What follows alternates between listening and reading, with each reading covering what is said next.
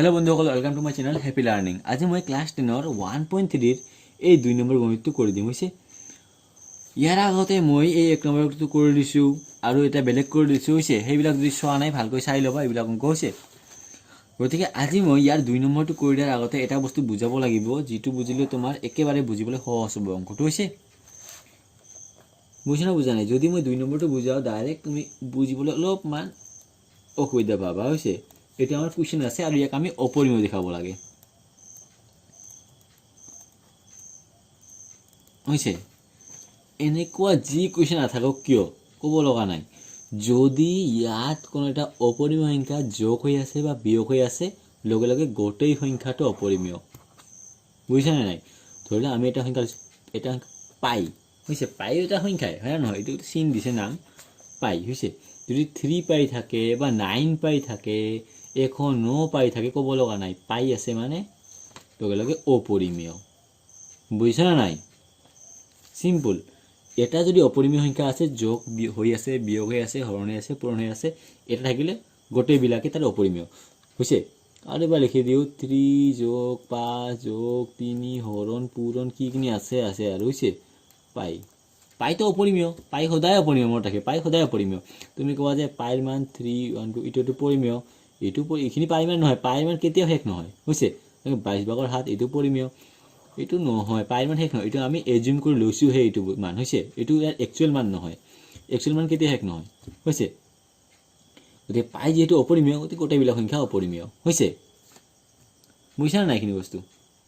গতিকে এতিয়া আমি অংকটো আৰম্ভ কৰিম হৈছে। এইখিনি বস্তু মনত ৰাখিলে তোমাৰ অংকটো একেবাৰে ইজি হৈ যাব।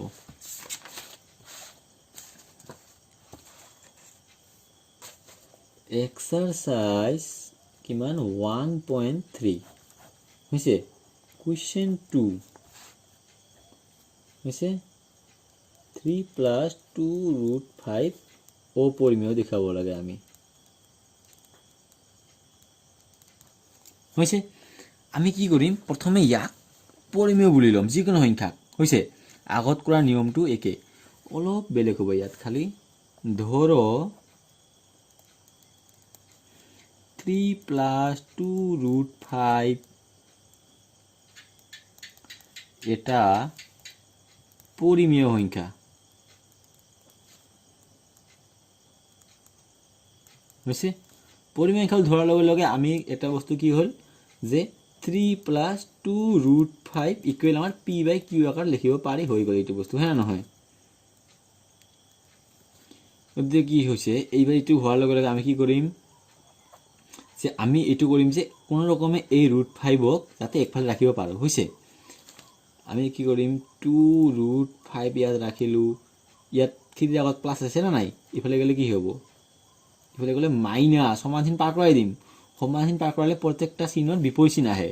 পূৰণ থাকিলে হৰণ হ'ব যদি পাৰ হয়, হৰণ থাকিলে পূৰণ হ'ব হয় না নহয়, যোগ থাকিলে বিয়োগ হৈ যাব, বিয়োগ থাকিলে যোগ হৈ যাব, আৰু যদি ৰুট থাকে স্কুৱেৰ হৈ যাব হৈছে।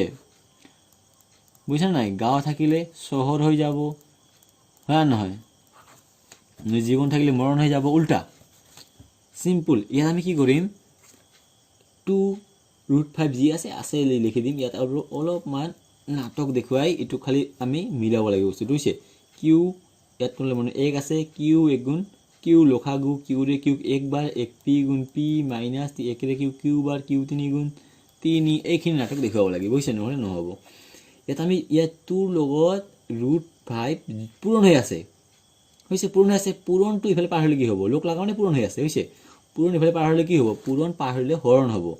গতিকে √5 ৰাখিম আৰু এই 2টো ইফালে পঠাই দিম, পি মাইনাছ 3 তলত কিউ আছে, 2টো হৰণ হ'ব মানে কি, হৰণ যাই তলত যাব, তলত তলত ইয়াত তলত যাব হৈছে, আৰু হৰণটো তলত গ'লে তলত যাই পূৰণ হ'ব। হৰণটো ইয়াত পূৰণ হোৱা নাই, হৰণটো ইয়াত পূৰণটো কি হৈছে, হৰণ হৈছে। যিহেতু তলত হৰণ এটা বস্তু আছেই, সেইবাবে ইয়াৰ লগত আমি পূৰণ দিছোঁ হৈছে, ইয়াৰ লগত হৰণেই হৈছে। বুজিছা নাই? ইজি। যদি কোনো এটা বস্তু 2/5 থাকে হৈছে, ইয়াত কিউ থাকে, তেতিয়া কি হ'ব, আমি 1/5 লিখি এই 2টো ডাইৰেক্ট পূৰণ দি পেলাই হৰণত নিব পাৰিম হৈছে। কিন্তু যদি এনেকৈ থাকে যে 5q = 2/5 হৈছে, তেতিয়া ইয়াত আমি 5টো লৈ যাম, তেতিয়া q = 2, এই 5টো আমি ইয়াত তলত পূৰণ দি লিখিব লাগিব তলত পূৰণ দিয়া মানে হৰণে হয় হৈছে ওপৰটোৰ লগত হৰণে হয় না এইটো হৈছে সিম্পল বস্তু এইখিনি বস্তু বুজি লোৱা হৈছে এতিয়া √5 মানে কি হৈছে √5 মানে কি হৈছে p - 3 2q 2 * q 2q পূৰণ মানে লগ লাগি যায় হৈছে যেতিয়া কি হ'ব √5 মানে এইখিনি হ'ব মানে কি ইয়াত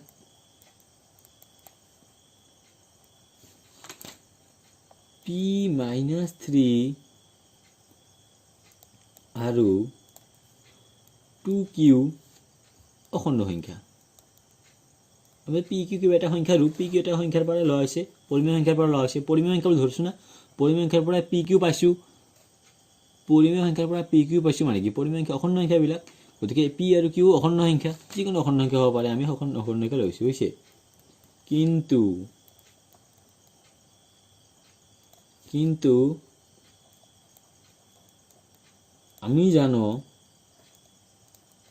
আমি কি জানো যে √5 এটা অপরিমেয় সংখ্যা বুঝছে √5 এটা অপরিমেয় সংখ্যা যে √5 অপরিমেয় √5 মানে এইটো গোটেই অপরিমেয় আর কি করে এই বস্তুটোক আমি 1 নম্বৰ দিম হইছে 1 নং শৰ্তৰ বিৰোধ কৰে 1 নং শৰ্তৰ বিৰোধিতা কৰে এইবিলাক তুমি একে লিখিব নালাগে অলপ বেলেগ হলেও ক্ষতি নাই হইছে মেইন বস্তুটো বুজাই দিবা খালি বিৰোধিতা কৰে হইছে হে